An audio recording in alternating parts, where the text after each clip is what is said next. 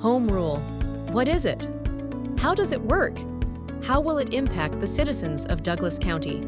Douglas County Citizenry hosted a home rule town hall Tuesday, April 29th, where these questions and more were answered by our panel of experts and moderated by Mandy, Connell, and Deborah, Flora. This event was open to the public so they could be informed and ask questions. Douglas County Home Rule Town Hall, hosted by Douglas County Citizenry. Liberty Loves Company, Part 2. We're going to go to Scott James, Weld County Commissioner, who has come down. You have been living in Weld County under home rule for a very long time. And I'd love for you to kind of give us, from your perspective, the practical nature of that home rule local control versus state control. Where have they been in conflict in Weld County? And can you maybe address some of the issues that Weld has been able to separate themselves from the state, whereas in other areas, you just had an unsettling lawsuit situation. Share a little bit of that with us about where the limits have been placed. Thanks for the question, Mandy. Thanks for the opportunity to come and talk tonight. It's an honor to represent Weld County. As you say, I grew up in Weld County, and I, in candor, did not know we were a home rule until I got a little deeper into the governance. I started as a planning commissioner in my town of Johnstown. I moved on to the town council, eventually became mayor of the town of Johnstown. When I was a town councilman in Johnstown, we went through a municipal home rule process at that time, and that's when I became aware that Weld County was a home rule county as well. And I can tell you the two animals don't have the same stripes. They are completely different as far as the authority that municipalities can derive from home rule as opposed to what counties can derive from home rule. As a matter of principle, I believe that the best government is the government that's closest to home.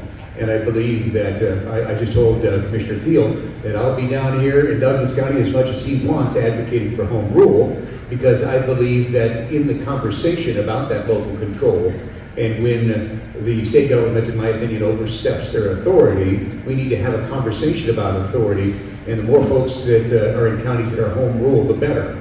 And so, George, I'm here for you, buddy. I'm ready to come down. But how much difference do we actually notice in our day-to-day governance? The first year that I was a county commissioner, not a whole heck of a lot. The example that Commissioner Teal pointed out as far as roadways, when they opted Weld County out of that bill, well, they didn't opt Weld County, they opted home rule counties out of that bill, which is, well, big counties. We pretty much take a hands-off approach, then let other counties who are statutory in nature pursue what they believe is best for them.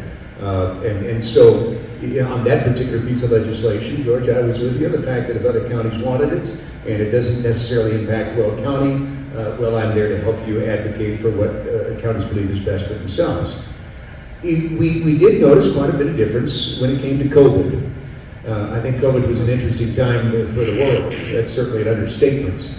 When it came to little old Weld County, wondering what the heck was going on with this virus, and we all of a sudden started getting orders from the governor, and I would often look at my county attorney and say, does he have the authority to do this? It was a mixed bag, more or less. The authority was kind of in the ambiguity.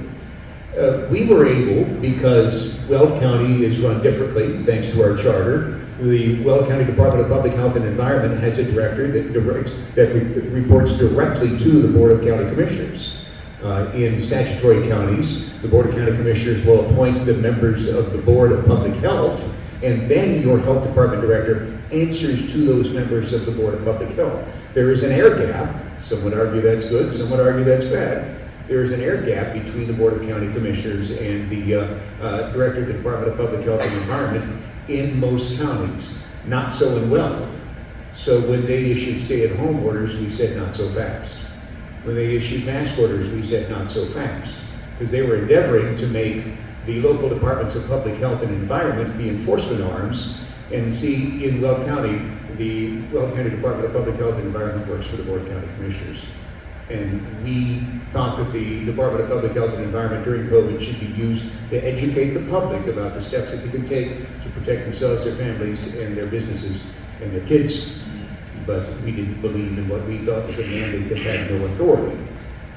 I don't know whether we were successful. The ambiguity pursued, and then the pandemic waned, and I guess the question, well, never tried in court, still exists. But I wanted that authority that was vested in me in my charter any day of the week, so I could push back on what I thought was ambiguous orders. from the standpoint of the recent court case that you mentioned, our charter outlines how we redistrict in Weld County. It's a process that we have been following since the charter was instituted in 1976. When it came to a piece of legislation that was passed, was it 2020, Deb? Is that what you and I spoke earlier? 2021, when there was a piece of legislation that told counties how they must redistrict. Well, we said, geez, wait a minute, our charter in Weld County addresses that, and so we'll continue to follow the procedure that was voted on by my citizens and was in place in the governing document that I have. We stood by that. We were sued by the League of Women Voters, the Hispanic Women of Weld County, and a couple of citizens in Weld County. We went through a couple of different processes, but ultimately we were slapped back at the Supreme Court. Now, just let it be complete record from at least this particular county commissioner, I vehemently disagree with those justices. These same people that were overturned 9-0 by the Supreme Court when it came to taking a particular presidential candidate off the ballot, told Weld County that they knew better than their citizens. I vehemently disagree with that. But to the point, they issued an order, we are complying with the order, and I have a feeling that the commission that we've just put together to oversee that redistricting will come back with district maps that look a lot like the ones that we have drawn because we follow the statutes that surround that. So it's a mixed bag. I have a specific question for you about those laws that exempt home rule counties. Can you give me any examples where that has really been a massive benefit for Weld County, or is there anything specifically that jumps out from those laws that exempt home rule counties? There's one that's going through the process right now as far as vacancy committees for county commissioners. We have a county council, which is unique to Weld County, unique in the nation, and I can explain that later, but it's a group of 5 independently and nonpartisanly elected officials that serve as my overseer, more or less, and serves as an accountability mechanism to the Board of County Commissioners and appoint vacancies to the Board of County Commissioners. We have that process addressed in our charter. We will have the sponsors that are currently handling the county commissioner vacancy legislation that's going through the process right now. We ask the sponsors put in, if your charter addresses that, home rule county is exempt. When we're exempt, they will honor from the state legislature our county charter, unlike the Supreme Court, which we definitely agree with. Thank you so much. And by the way, I want to really express our appreciation for every single person. This is a dense issue. Any one of these individuals could give a 2 to 3 hour, dissertation on this. And so we're only going to be getting a smattering and then opening up to questions. And I just want to preface that because we have 2 gentlemen who came from Weld County, and I'm going to now ask the question of the next one. The Weld County attorney, Pruehs Barker, thank you for being here, Pruehs. Want to get more to a fine point from the legal standpoint, and since you've also been experiencing home rule already, this question of what is a state issue or state interest versus county interest, I think that's a lot of questions that people have. We've heard about how there's some things that can be opted out. We've heard about how a lot of it is the identity of the county and the structure of the county government. I think a lot of people, and some of my questions, by the way, have been generated by many of you that I've been hearing as we prepare for this. Questions like the gun laws that are coming out of the dome, or even immigration laws. Where do those fall? Because those can be somewhat in a gray area if it deals with safety. And then, of course, anything else you would like to add to that? Because, by the way, Pruehs Barker has been referred to numerous times as the authority on all of this. So, not to put any pressure on you, Pruehs, but if you can add anything you'd like, but also address those kind of issues that are gray. Sure. I think at the start was 1995, and it was the Board of County Commissioners of Weld County versus Roma. And that was where we tried to give social services back under Tabor. We tried to argue, hey, we're home rule, we can do this. That opinion talks about one thing, which is you're an arm of the state government. That's what counties are. Whether you're home rule, whether you're a statutory county, you're considered to be an arm of the state government. And so this notion that there are state issues and there are county issues, I disagree with that. In the General Assembly, you can go ahead and say, here's a function that you must carry out. We just did that in 2021 with the redistricting. We told them, look, our charter says differently. It's been in place for 47 years. It could have been changed. It could have been made stricter. Could have had a whole bunch of different procedures on how to do redistricting. But no one thought it was any big deal. We had done it the same way for 47 years. All of a sudden, the General Assembly thought better. And they came out with a procedure on how to do it. And we said, no, our charter says differently. And the Supreme Court said, no, that's a function of county government. And you have to do it, whether you like it or not. That's a problem. And it's not this notion that gun laws, I'm just going to go there. Back in about, I'd say, 2016, 2017, there was a bunch of gun laws that came out regulating magazines. And everyone in Weld County thought, oh, we've got a home rule charter, which is like a constitution that makes it so that those state laws just bounce off. It doesn't work that way. It just flat out doesn't work that way. Now, there are exceptions, and I agree with Commissioner Teal. There are times when we get them to write into the bill that home rule counties are exempt. And one of those big ones for Weld County is we're exempted from the requirement that the General Assembly thought fit for counties to be subject to collective bargaining. We got an exception put into that bill saying that home rule counties didn't have to comply with the bill. That was a big deal. We just got another one. It was House Bill 1319 on the vacancy committee. We've got a vacancy procedure in our charter. So we asked them to write that in, and they did so. I think what we're finding is that if they're asked, typically they'll write it in, mainly because I think a lot of legislators don't understand home rule. They think, oh, okay, well, we'll just go ahead and do it, because we think we shouldn't have it in there if you ask.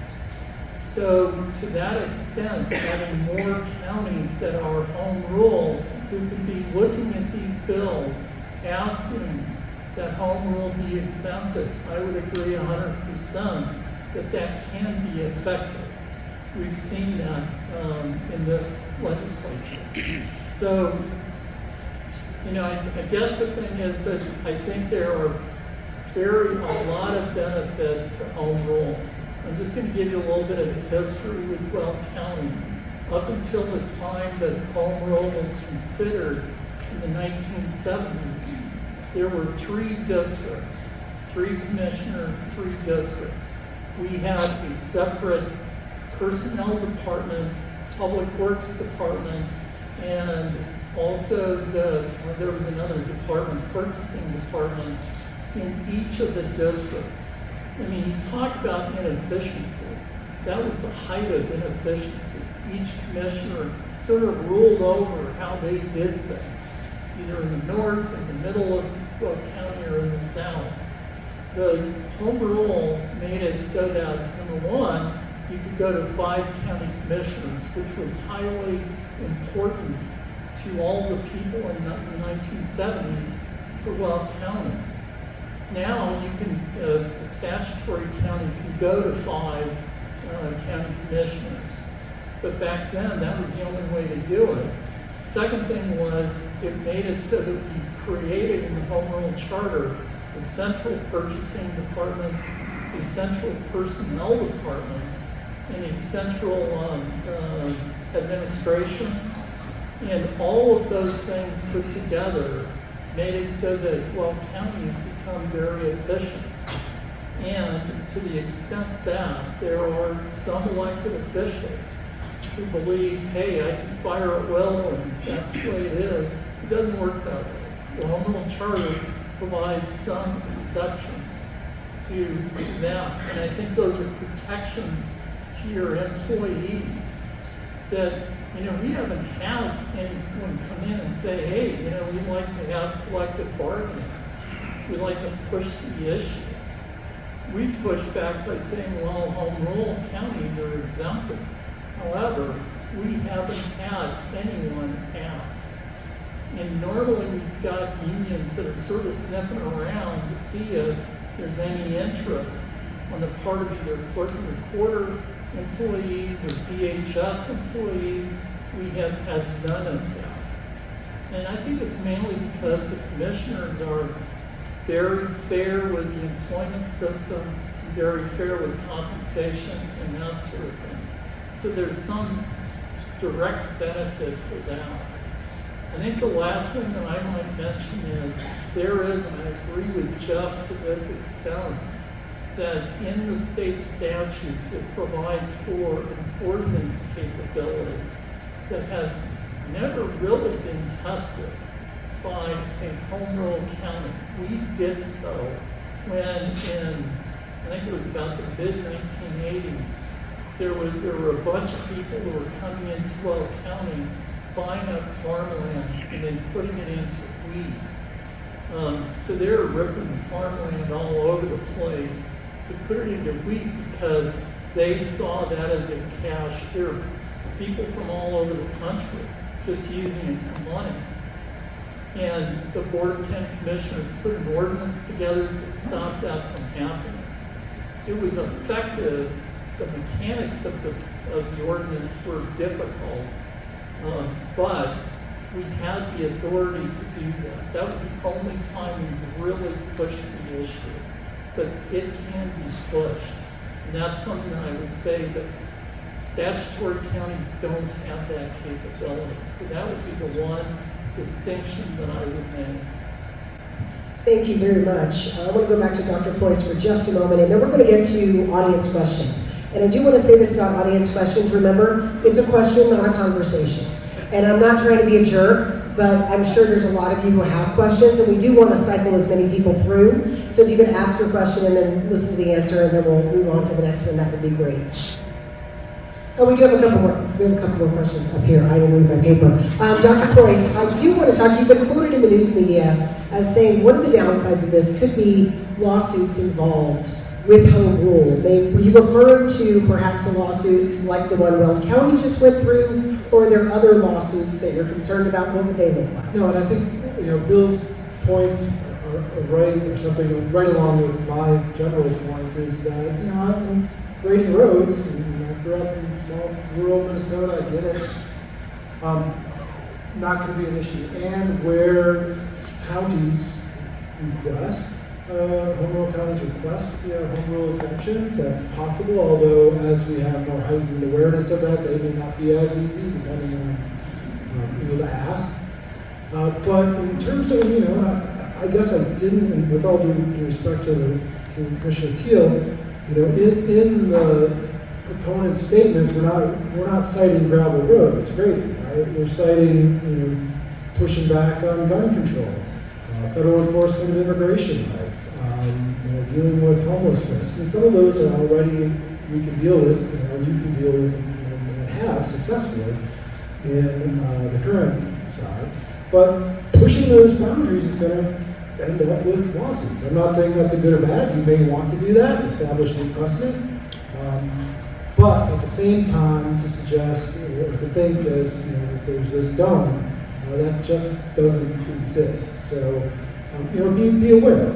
And with one last kind of point on this, I think one of the things that all the panelists have raised is the big consideration is if the goal is to have power closer to the people, and that's certainly an admirable goal, you need to be on top of what that charter process and what that charter looks like. It's not about writing in, we won't abide by any gun control laws that the state puts forward, because that's going to be a lawsuit, and they probably lose, particularly with the state court composition that we see now and foreseeable in the future. However, whether you have citizen votes for open space expansion, right, that actually has an effect. It's a very different process. Whether you're consolidating departments to provide more efficiency, or even how you are drawing district lines are stuck. I think we learned that recently, right?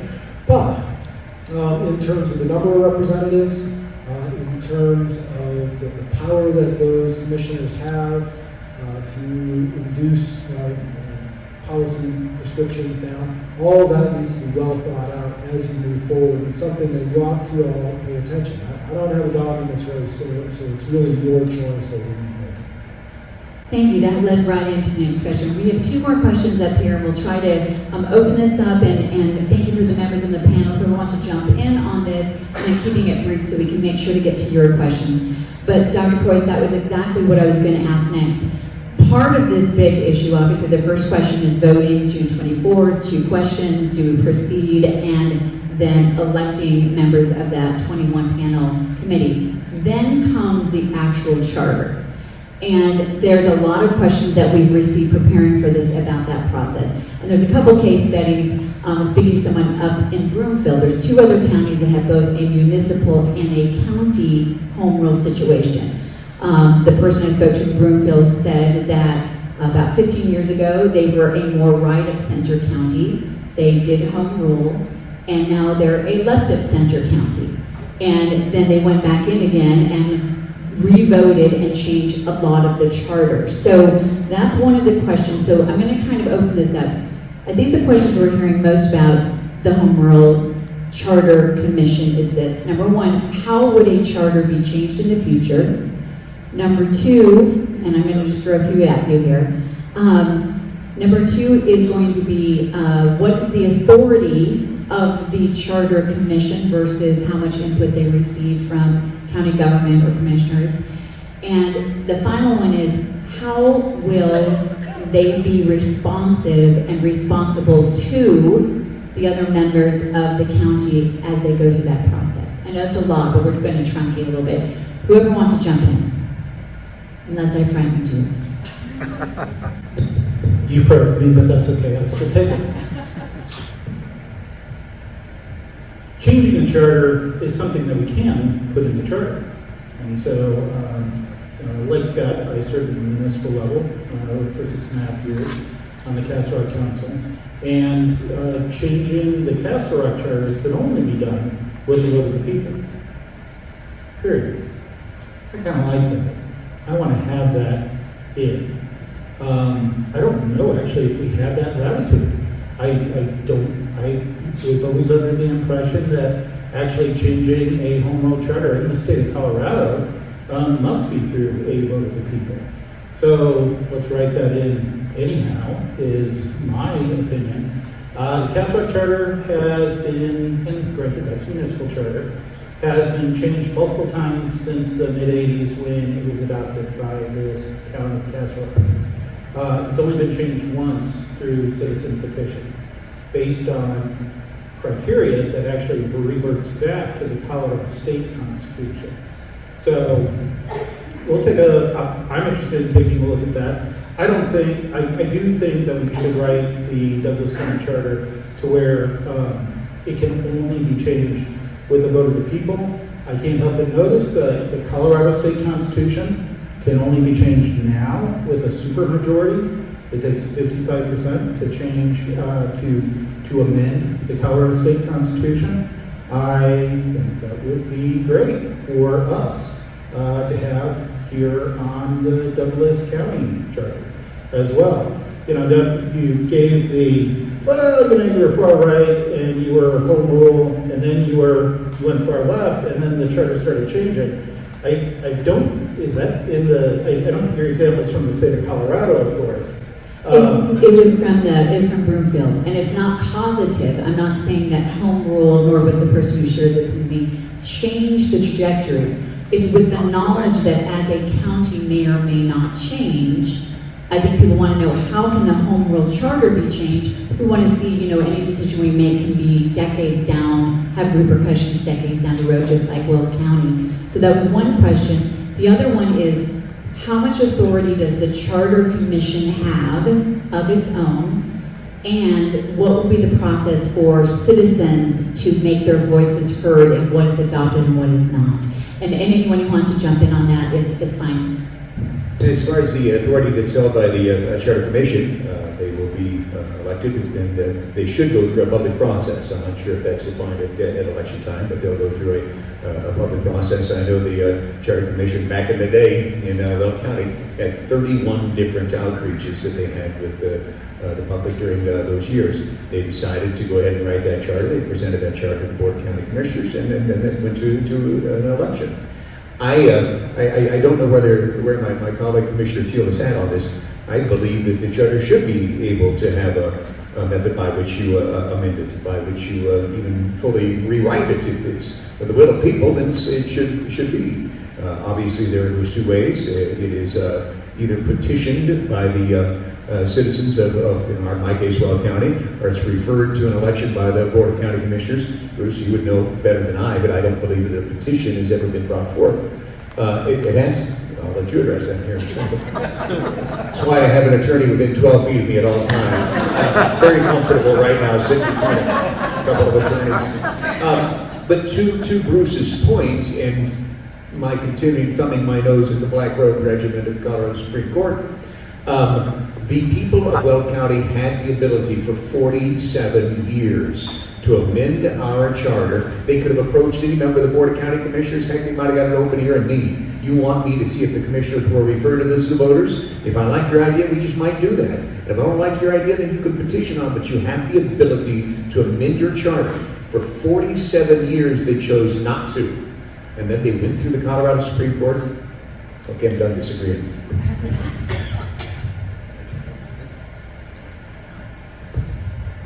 So the authority of the Charter Commission is statutory, so it's described in statute. But I think one of the things that comes about when you're talking about responsiveness, right, because it's not just 21 people talking to each other. Those 21 people are going to have campaigned for this. They're going to talk to all of you if you're not one of the people campaigning for this. And they're going to have constituents. They're going to have people who voted for them. They're going to be people who support them, people who send a petition. So that's one way of connecting. But one of the questions we got when this first started was, Weld County had 36 meetings before they adopted. 36 meetings before they adopted the charter. We are on meeting 6 so far, and we're before the first election. So 36 is a real possibility. I'm probably going to see a lot of your faces again. I've already seen a few of you more than once. But right now, it's not 1975. We have email. We have the internet. We have little portals where you can send me questions all the time. I know because you send me questions all the time. And then you do the same thing to the Charter Commission. And every time you have an idea, you can send it to the Charter Commission. There's an infinite amount of time, an infinite amount of people who can contribute to that. There's going to be 3 statutory requirements that there's going to be meetings. Any meeting of the Charter Commission where they're meeting together to discuss this is going to be open. It's going to be public observations, public input. I don't think it's a question about responsiveness. I think it's a question of involvement and how well we can include the community, how well everyone can be invited to be a part of this. It's interesting because this is my 6th time talking about this in a brief period of time. And I talk about things like collective bargaining, I talk about things like immigration, and the really interesting things are the things that I never thought of. So people would come up and say, you know what, can we get a break on gasoline for agricultural vehicles? And I said, well, I don't know, I'll have to look that one up. But that's a good question. Or, you know, what can we do with the school board? Well, the school board straddles 2 counties, probably not a whole lot. What can we do about elections? I don't know, I'll have to look that up. But there's so many great ideas out there. You can't possibly limit something like this to 21 people. It has to be the county coming together. It has to be the county saying, these are our ideals, this is what we want to be a part of. This is what the county is that we want to live in. I have a follow-up for Commissioner Teal or Jeff, either one of you. On the county website, it states that home rule provides the ability to design the county government. In early discussions, what are some of the specific issues that you guys would like to address or would like to see be addressed by the Charter Commission? When it comes to the design of the county government, my ideas are actually, I'd like to keep what we got. I can appreciate the experience from Weld County. We don't have that same situation that Weld County had in the 1970s where the District 2 commissioner says what goes in District 2. That is not how we operate. That's not how we've operated since I've been on the board. The bottom line is if we are going to do a road project in District 2, my district, it's the same process as if we're going to repave the intersection of Quebec and I'm totally spacing. Lincoln, thank you. Same process. It doesn't matter whether it was up in Laura Thomas's district, that's now Commissioner Van Winkle's district, or my district, or everybody getting ready for the fun at Hilltop out here in the east end of the county, because that's the same process. So we don't have that same situation. Weld County did not go with a manager model. Scott talked about it, how each commissioner in Weld County runs one of the 5 departments with the centralized departments. Actually, I think my idea is we keep the county manager role and keep the commissioners with 2 direct reports, namely the county manager and the county attorney. We've heard calls to go to 5 commissioners in recent years. I was on a 7-member municipal council, and I know people have said, well, if we don't have 3 commissioners, if we have 5, we won't have 3 to 2 votes, 3 to 1, we won't have 2 to 1 votes anymore. And that's true, because we can 5. But I can tell you guys, and John Manka's over here, Wes is another guy who was in Castle Rock for years and years. They'll tell you about the times that there were 4 to 3 votes on the Castle Rock Council. You can't tell me going to 5 commissioners don't give you 3 to 2 votes and 4 to 1 votes. I do like 3 commissioners. I think it's a good, efficient model. I kind of like to keep it that way. I don't know that I have many other big ideas in terms of reorganization of the county. What else did you have in mind? Well, we've been asked about a few things, but what I'd like to do is I want to make sure we have plenty of time for questions from the audience. So I want to open that up. Jonathan, are you? Okay, now this is our bouncer, Jonathan, and he is going to keep you from a conversation. Oh, wait, hang on. Oh, you have a mic. He has a mic. But if you could just raise your hands, and he will run about the audience like Monty Hall. So sorry, we didn't confer about this ahead of time. Actually, what we're going to do to make it simpler is just to line up. If you have a question, just line up here, and Jonathan will be able to, you'll just come up here and ask your question. And he is holding the mic, that is right. And we do ask that you remember the guidelines that we stated at the very beginning. We are all here for information, so please make your questions respectful, not attacks, but we are open for lively questions of things that you want to hear. And then also, if you do go on and it's a longer monologue, the handsome gentleman that I'm married to right there will lower the microphone and give you another opportunity. So I do want to ask one thing before we start, the specifics while we're getting everybody lined up, that people are asking us about the government and how it may change, and maybe this will be addressed here, was specifically about eliminating term limits or making some positions appointed, such as the sheriff or the coroner instead of elected, or things such as that. If anybody wants to address that real quickly as we're getting our folks lined up.